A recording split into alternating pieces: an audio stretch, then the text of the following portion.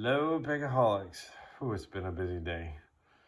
Got a second one this evening, and it's a Haribo special. This is a cylinder I sent him. It's a Sergeant cylinder. He picked it with nasty bidding, and he decided to send it back to me as Baruta number 123.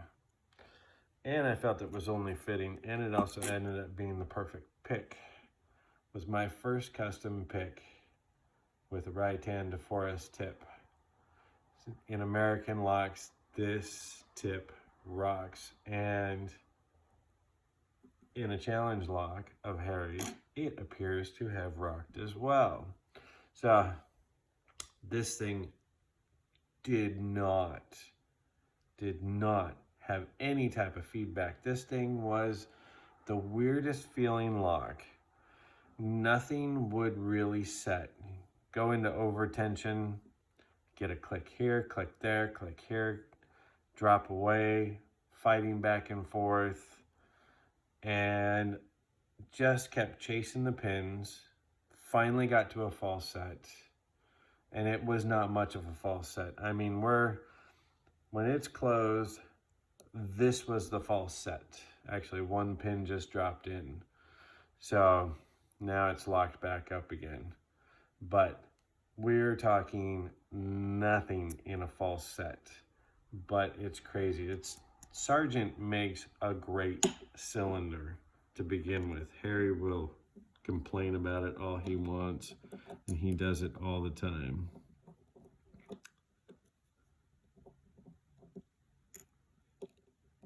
So let's get into this and see what we've got.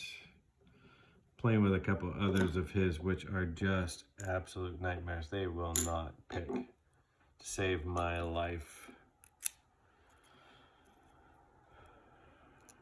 I think, I'm not sure, but I'm gonna shim this one because for some strange reason, I think there are some pins in this one, but I'm not 100% sure, and we are going to, yeah.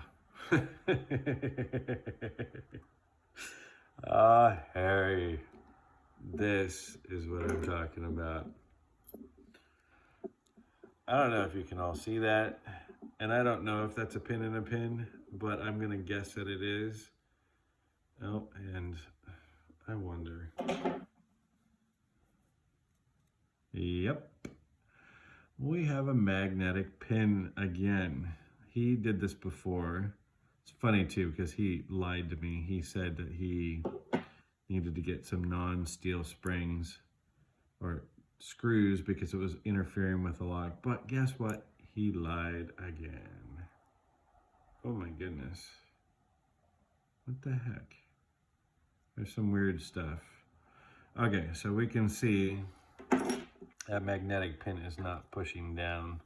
I'm going to push it down, but it does set deep, but it also wants to float in there. There it goes. So now we can kind of see what we're having to contend with and on the lifting, and you can see that number 2. Let's see if we can get it to trigger with a pick. This one felt weird. One thing would lock up and it would do a strange thing. So it just popped up a second ago. I think you guys saw that. So let's put this in order. Oh, Jesus. Okay. Yes, that will cause chaos and havoc in a lock. And so will that one.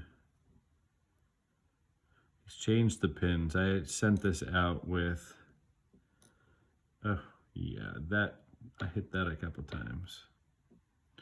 And the magnet pin. So, I don't see anything. This is all, nope. We have countermilling in 3, countermilling in 4 that we're gonna see. And I thought I felt something like that because I finally did get a false set, But like I said, it was just a micro one, and that is on both sides. So, pin number 1. So this was the Sargent original that I sent him, but he has put a serration in it and has tapered the top. Let's see if that'll focus. There, I think that's in focus. And bumped the camera, sorry guys. And yeah, he rounded one side of it. So we have a pin-in-pin lower pin. He has rounded the top of this and rounded the bottom of the pin. This felt weird, so I was wondering what the heck was going on inside this lock, and now I know that there was some weird stuff going on, and I bet there's probably even going to be a pin-in-pin top pin with some funky screws. This is not the pin that I sent. This is not a Sargent original. He's changed the pins for some reason. He probably didn't like the Sargents. Sargents, instead of having the point on them, they're completely rounded on the tips. It's the way Sargent comes as an original pin. Yep, this is another pin that's changed. And when I pin up these, I have a Sargent kit. Here's, let's see if we can see that. There we go. That is a Sargent original tip. Perfectly rounded like a ball. This is number 5. I threw that one up a couple times. I felt that I overset this one, and you can feel that tapered spool type thing going into it. And as we know, and because everything is sticking to it, we have a magnet in number 6. Yippee-ki-yay. Let's see what we have here. Oh yeah. I put a tapered serrated in there, and these are probably going to be the same springs that it came out with. Yeah.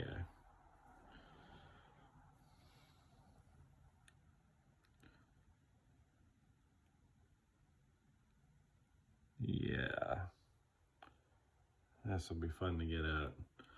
So number 2 is not only a top, and this one's attached to the spring. Oh, he's got a spring in the spring to do this one.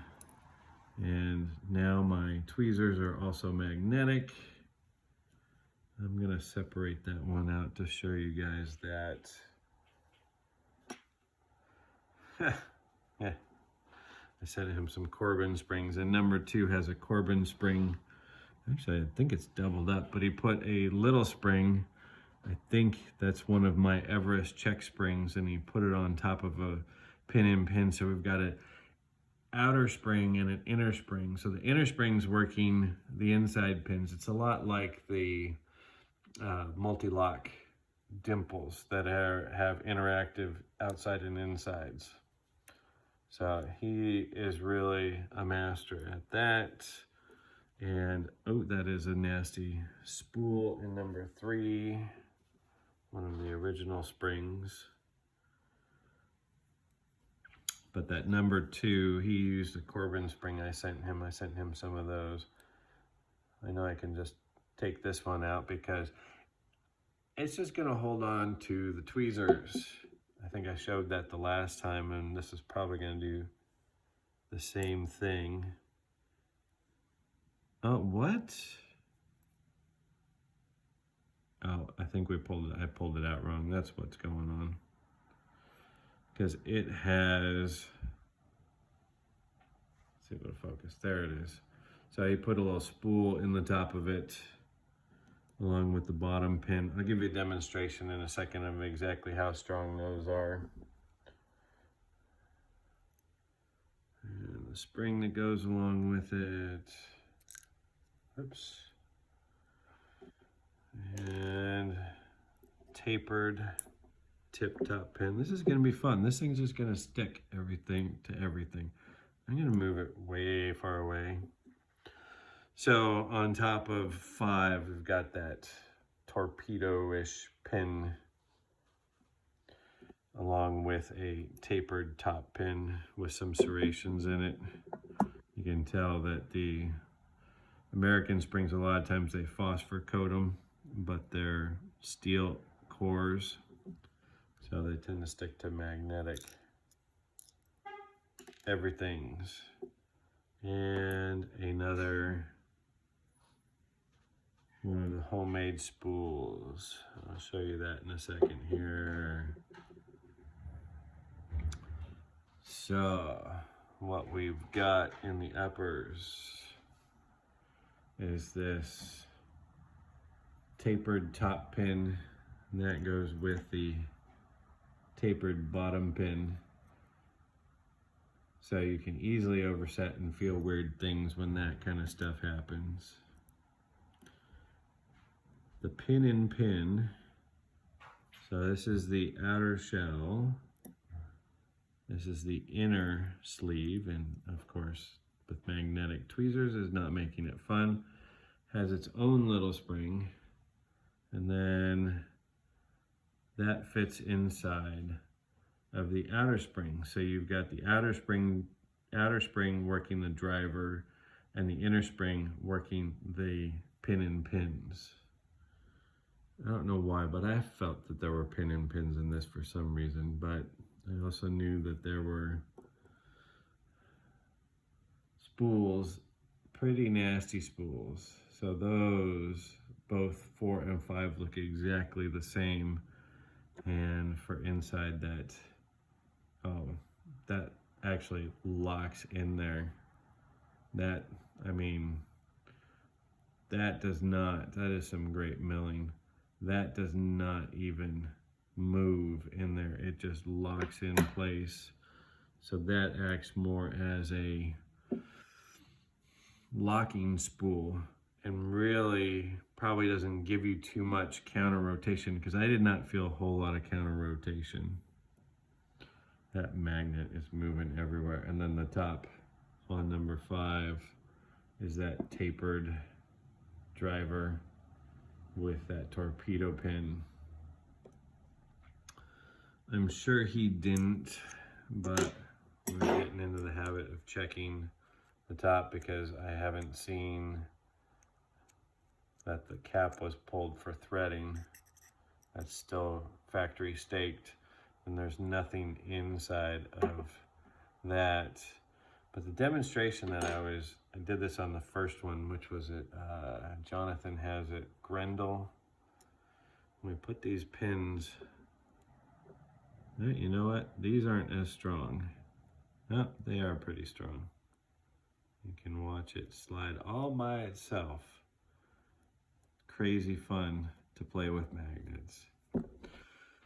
That's what I have for you today. Harry Bowes Baruta, number 123. An American lock from Sargent that has been turned into a Harry nightmare. And this is a tough lock. Kudos, Harry. Have a good evening, guys.